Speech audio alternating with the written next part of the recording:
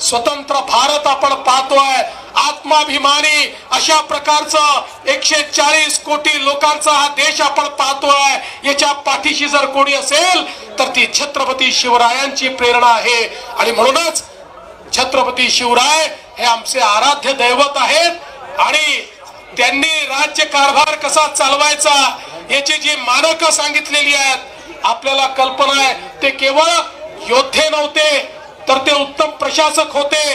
पर्यावरण असेल, जलसंवर्धन असेल, जंगल संवर्धन असेल, या ठिकाणी वेगवेगळ्या प्रकारचं व्यवस्थापन असेल, या सगळ्या व्यवस्थापन शास्त्राचे गुरु हे छत्रपती शिवराय होते.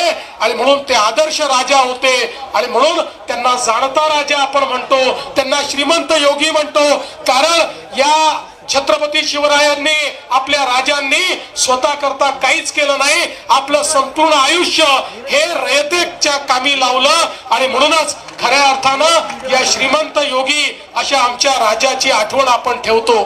आज या निमित्ताने मी जास्त बोलणार नाही, पण एवढंच सांगतो की छत्रपती शिवरायांचे किल्ले हे आमच्या करता कुठल्याही मंदिरापेक्षा मोठे आहेत. आणि म्हणून या किल्ल्यांचं संवर्धन झालं पाहिजे. या दृष्टीनं सातत्याने आपण काम करतोय, त्यातल्या अडचणी आपण दूर करतोय. स्वराज्याची राजधानी रायगड या ठिकाणी अनेक कामं आपण सुरू केलेली आहेत. शिवनेरीचं रूप आपण पाहतोय, याच्यामधल्या अडचणी आपण दूर करतो. मला सांगताना आनंद वाटतो आता आपण एक टास्क फोर्स तयार केलाय.